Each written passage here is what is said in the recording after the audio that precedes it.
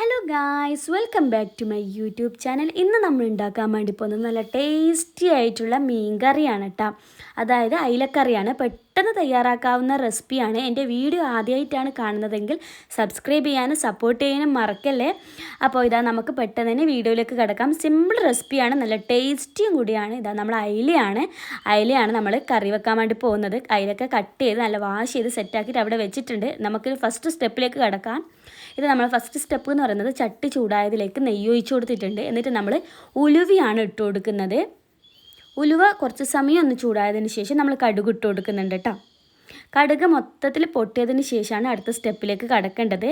കടുക് മൊത്തത്തിൽ പൊട്ടിയിട്ടുണ്ട്. ഇനി നമ്മൾ ഇട്ട് കൊടുക്കുന്നത് വെളുത്തുള്ളിയാണ്. കുറച്ചധികം വെളുത്തുള്ളി എടുത്തിട്ടുണ്ട്. വെളുത്തുള്ളി ഇതാ ഇട്ട് കൊടുത്തിട്ടുണ്ട്. നല്ലപോലെ ഒന്ന് മിക്സ് ചെയ്ത് കൊടുക്കാം. ഇനി അടുത്ത സ്റ്റെപ്പ് എന്ന് പറയുന്നത് കരിവേപ്പിലയാണ്. കരിവേപ്പില മസ്റ്റാണല്ലോ മീൻ കറിയിൽ.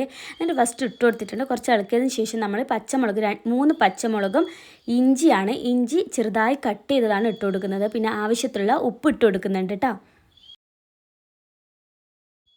എന്നിട്ട് നല്ലപോലെ ഒന്ന് മിക്സ് ചെയ്ത് കൊടുക്കാം. എന്നിട്ട് പിന്നെ നമ്മൾ അടുത്ത സ്റ്റെപ്പ് എന്ന് പറയുന്നത് അരക്കഷ്ണം ഉള്ളിയാണ് ഇട്ട് കൊടുത്തിട്ടുള്ളത്. അരക്കഷ്ണം ഉള്ളി ചെറുതായി കട്ട് ചെയ്തത് ഇട്ട് കൊടുത്തതിന് ശേഷം നല്ലപോലെ ഒന്ന് ഇളക്കി കൊടുക്കാം. പിന്നെ നമ്മൾ തക്കാളിയാണ് 1.5 തക്കാളിയാണ് നമ്മൾ എടുത്തിട്ടുള്ളത്, ചെറുതായിട്ട് കട്ട് ചെയ്തത്.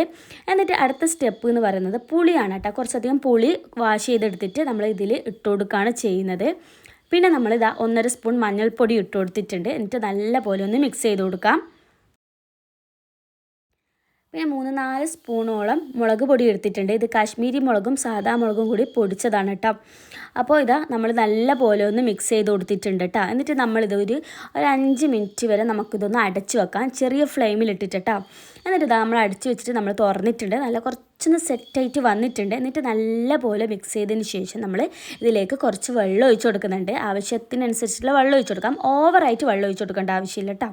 അങ്ങനെ നല്ല പോലെ മിക്സ് ചെയ്തതിന് ശേഷം നമുക്കിതൊന്ന് വെള്ളം പതക്കാൻ വേണ്ടിയിട്ട് നമുക്ക് ഇതൊന്ന് അടച്ച് വെക്കേണ്ടതുണ്ട്. പിന്നെ ഇതാ നമ്മൾ അടുത്ത സ്റ്റെപ്പിലേക്ക് കടക്കുകയാണ്. നമ്മളിതാ വെള്ളം പതച്ചിട്ടുണ്ട്. ഇതാ തുറന്ന് നല്ല പോലെ വെള്ളം പതച്ച് വന്നിട്ടുണ്ട്. എന്നിട്ട് നമുക്കിത് മീൻ അങ്ങ് ഇട്ട് കൊടുക്കുന്നുണ്ട്. അയിലയാണ് കേട്ടോ.